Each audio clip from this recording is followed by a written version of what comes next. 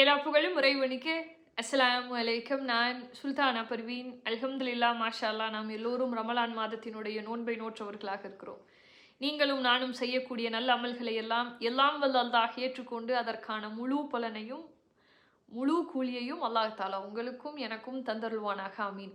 திருக்குரான்ல 30வது அத்தியாயம் 22வது வசனத்துல எல்லாம் வல்ல அல்லாஹ் கூறுகிறான், வானங்களும் மற்றும் பூமியை படைத்திருப்பதும் வானங்கள் மற்றும் பூமியை படைத்திருப்பதும் உங்களுடைய மொழிகளும் நிறங்களும் மாறுபட்டிருப்பதும் அவனின் சான்றுகளில் உள்ளவையே. திண்ணமாக உன்னிப்பாக செவிமடுப்பவர்களுக்கு அதில் நிறைய சான்றுகள் இருக்கிறது என்று திருக்குரான் வசனம் 30வது அத்தியாயம் 22வது வசனம். அல்லாஹ் அக்பர். அல்லாஹ் தாலா எந்த அளவுக்கு எளிமையாக வாழ்க்கையினுடைய தத்துவத்தை நமக்கு புரிய வச்சுட்டான் இல்லையா? மாஷா அல்லாஹ். நம்மள நிறைய பேர் நிறைய நேரங்களில் குழப்பத்துக்கு ஆளாகிறதும், ஸ்ட்ரெஸ் ஆகிறதும், டிப்ரெஷனில் போகிறதும் என்ன காரணம் அப்படின்னு சொன்னால், நம்மளை மாதிரியே ஒருத்தர் இருக்கணும் அப்படின்னு நம்ம எக்ஸ்பெக்ட் பண்ணுறதுனால தான். அல்லாஹ் தாலா திருக்குரான்லேயே சொல்லிட்டான், மொழிகள் மாறுபட்டு இருக்கும், நிறங்கள் மாறுபட்டு இருக்கும், அது என்னுடைய சான்று அப்படின்னு அல்லாஹ் தாலா சொல்லிட்டான். இங்கே இந்த நிறைய குழந்தைகள் இருக்கக்கூடிய வீடுகளில் பெற்றோர்கள் இப்படி பேசுவாங்க. 4-5 குழந்தைகள் இருக்கக்கூடிய வீடுகள்லாம் சர்வசாதாரணமாக இந்த பேச்சு வரும். உன்னை பெத்த வயிற்றுல தானே நான் அவனையும் பெற்றேன், அவன் பார் எப்படி நல்ல பிள்ளையா நடந்துக்கிறான், அவன் பாரு எல்லா விஷயங்களையும் கரெக்டாக செய்கிறான், நீ ஏன் இப்படி இருக்க அப்படின்னு நம்மளை பார்த்து கேட்பாங்க. பெற்றோர்கள் புரிஞ்சுக்க வேண்டிய விஷயம் என்னென்னா, எல்லாமே ஒரே மாதிரி இருக்காது. எல்லா குணங்களும் உங்கள் வயிற்றுல பிறந்துட்டாங்க அப்படிங்கிறதுக்காக எல்லாருக்கும் அதே குணம் இருக்கணும் அப்படின்னு அவசியம் கிடையாது. அது எல்லாமே மாறுபட்டு தான் இருக்கும். அல்லாஹ் தாலா அதை திருக்குரான்லேயே சொல்லிட்டான். எல்லாமே ஒரே மாதிரி இங்கே ஜெராக்ஸ் எடுத்த மாதிரியே இருக்காது. என்ன மாதிரி அவன் யோசிக்க மாட்டேங்கிறான், என்ன மாதிரி அவன் இருக்க மாட்டேங்கிறான். அது எப்படி? ஒரே வயிற்றுல தானே நாங்கள்லாம் பிறந்தோம், ஒரே மாதிரி தானே எங்களை எல்லாம் என்னுடைய பெற்றோர்கள் வளர்த்தாங்க, அப்படியே இவன் மட்டும் இப்படி மாறி போயிட்டான் அப்படிங்கிற அந்த பேச்சு நம்ம எல்லாருமே ஒரு கட்டத்தில் நம்ம அதை கடந்து வருவோம். அப்படி இருக்காது, அப்படி நீங்கள் எதிர்பார்க்காதீங்க. அப்படி எதிர்பார்த்தீங்க அப்படின்னு சொன்னாதான் உங்களுக்கு நிறைய கவலைகள், வேதனைகள்லாம் உங்களுக்கு வர மாதிரி இருக்கும்.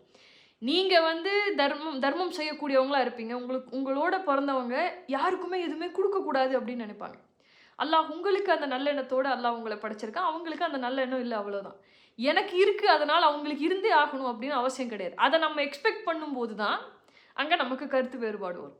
அப்போ தான் அவங்க மேலே நமக்கு கோபம் வரும், அந்த இடத்துல பகை உருவாகும். அவங்க எப்படி இருக்காங்களோ அப்படியே அக்செப்ட் பண்ணுறதுக்கு நம்ம முயற்சி பண்ணிட்டோம் அப்படின்னு சொன்னால் இங்கே நிறைய நேரங்களில் பிரச்சனையே வராது.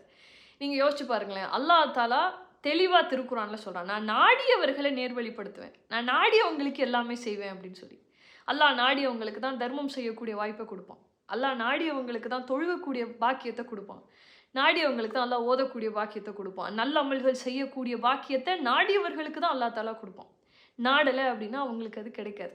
நம்மளை மாதிரி அவங்க இருக்கணும் அப்படின்னு நம்ம யோசிக்கிறதே நம்முடைய தப்பான சிந்தனை தான். அல்லாஹ் தாலா நம்ம ஒரு இடத்துல இருக்கிறோம், ஒரே மாதிரியான சூழலில் வளர்கிறோம், ஒரே தாய் வயிற்றில் நம்ம பிறந்தோம் அப்படிங்கிறதுக்காக நம்ம ஒரே மாதிரி இருக்கணும்னு அவசியம் கிடையாது.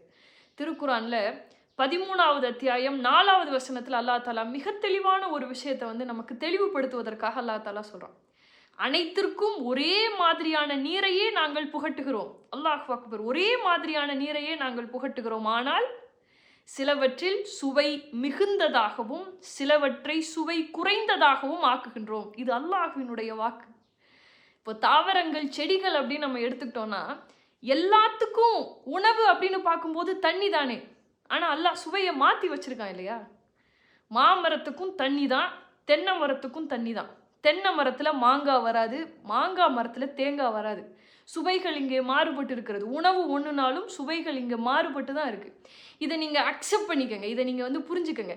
நீங்கள் ஒரு மாதிரி மன அமைதியாக எல்லாத்தையுமே ஸ்போர்ட்டிவாக எடுத்துக்கக்கூடிய அந்த மாதிரி மனிதர்களை நீங்கள் சந்திக்கும் போது உங்களுக்கு புரியும், அவங்க ஏன் அப்படி அமைதியான ஒரு மனநிலையோடு இருக்காங்க, எல்லாத்தையுமே ஒரு மாதிரி நிதானமாக ஹேண்டில் பண்ணுறாங்க அப்படின்னு சொன்னால் அவங்க எல்லாரையுமே அவங்கள மாதிரியே ஏற்றுக்கிறாங்க. அக்செப்ட் அவங்க இவங்களுடைய குணம் இதுதான் அப்படின்னு அவங்க எந்த நிலையில் இருக்கிறாங்களோ அந்த நிலையில் அவங்க அக்செப்ட் பண்ணிக்கிறாங்க. கணவன் மனைவி உறவு அப்படின்னு வரும்போது அது ரொம்ப ஸ்மூத்தாக போகுதுன்னா பாருங்களேன். ஒன்று கணவன் என்னுடைய மனைவி இப்படி தான் அப்படின்னு அக்செப்ட் பண்ணிக்குவாங்க, ஏன்னா மனைவி அவர் அப்படி தான் அப்படிங்கிற அக்செப்டன்ஷனோடு இருப்பாங்க. அப்படி இருக்கும்போது தான் அந்த உறவை உங்களால் கொண்டு போக முடியும். நீங்கள் நல்லவங்களாக இருக்கீங்க அப்படிங்கிறதுக்காக நீங்கள் பழகக்கூடியவர்களும் நல்லவங்களாக இருக்கணும் அப்படின்னு அவசியம் கிடையாது. உங்களுக்கு நல்ல சிந்தனைகள் வருது, நீங்கள் நல்ல முறையில் ஒரு உறவை கொண்டு போகணும் அப்படின்னு நீங்கள் நினைக்கிறீங்கன்னா உங்களுக்கு ஆப்போசிட்டில் இருக்கிறவங்க அல்லது உங்களுடைய உறவுக்காரங்க அல்லது இரத்த பந்த உறவாகவே இருக்கட்டும், அவங்களும் அதே சிந்தனையோடு உங்களை அணுகணும்னு அவசியம் கிடையாது. Accept the way they are. அவங்க எப்படியோ அவங்க அப்படியே அக்செப்ட் பண்ணுறதுக்கு முயற்சி பண்ணுங்கள். அப்படி நீங்கள் புரிஞ்சுக்க ஆரம்பிச்சிட்டிங்கனாலே இங்கே நிறைய குழப்பங்கள் வராது. அல்லாஹ் தஆலா திருக்குரான்லேயே அதை நமக்கு தெளிவுபடுத்துகிறான். இதை பற்றி நீங்கள் யோசிச்சு பாருங்கள். அஸ்ஸலாமு அலைக்கும்.